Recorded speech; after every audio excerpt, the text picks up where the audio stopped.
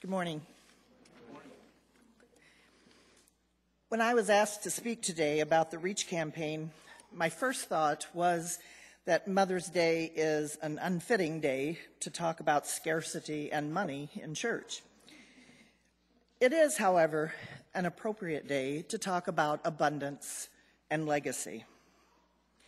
Abundance is exemplary in God's world.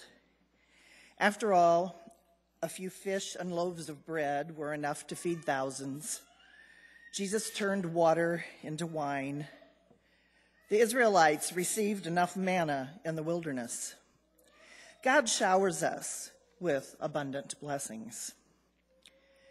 When we live our lives remembering God's abundance rather than living with a mindset of scarcity, we find that we can do much more than we ever dreamed possible. Many of society's ills are created out of the fear of scarcity.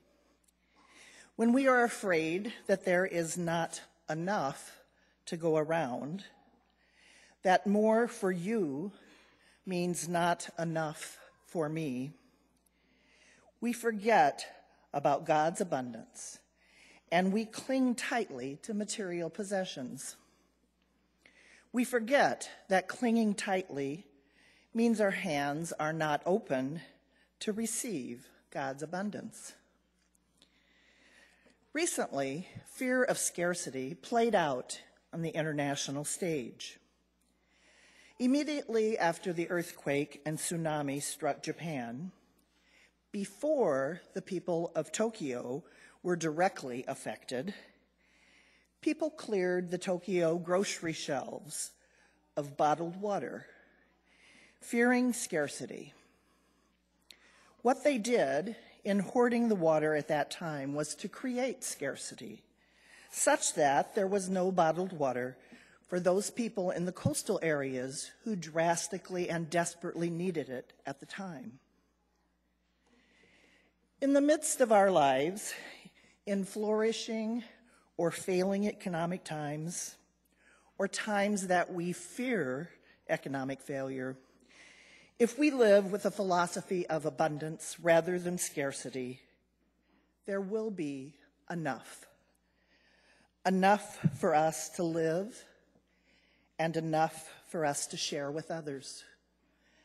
Enough to leave a rich legacy for generations to come. The legal definition of legacy is that it is a gift of property. That is, in part, what the REACH campaign is about. It is an opportunity for us to renew and create, from God's dependable abundance, a legacy of property for the benefit of generations to come. Legacy is also defined as anything handed down from the past, from an ancestor or predecessor. This is, I believe, the more important aspect of REACH. Ultimately, the money that is raised will enhance our ability to continue to pass the Christian faith and our practices of faith to coming generations. This will be our legacy. The essence of our legacy is the church, not the church building, but church with a capital C, the Church Universal, the Church of Jesus Christ. Frequently, I ask myself, what am I doing to make this world a better place? What will my legacy be? Some days, I must admit that I am hard-pressed for an answer.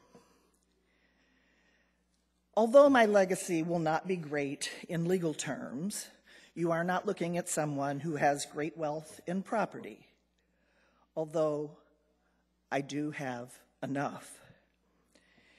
I believe much of my legacy grows out of the practices of faith that we cultivate at Plymouth United Church of Christ. Through this church, we have a rich and abundant legacy to share. We are in covenant with those who came before us and with those who will follow. Within that covenant, we are the church present, the beneficiaries of the church past, and the ancestors of the church of the future. It is both our responsibility and our privilege to further the legacy of the church so that future generations will continue to tell the story. Donna Markovi, author of Open Mind, put it eloquently. I will not die an unlived life. I will not live in fear of falling or catching fire.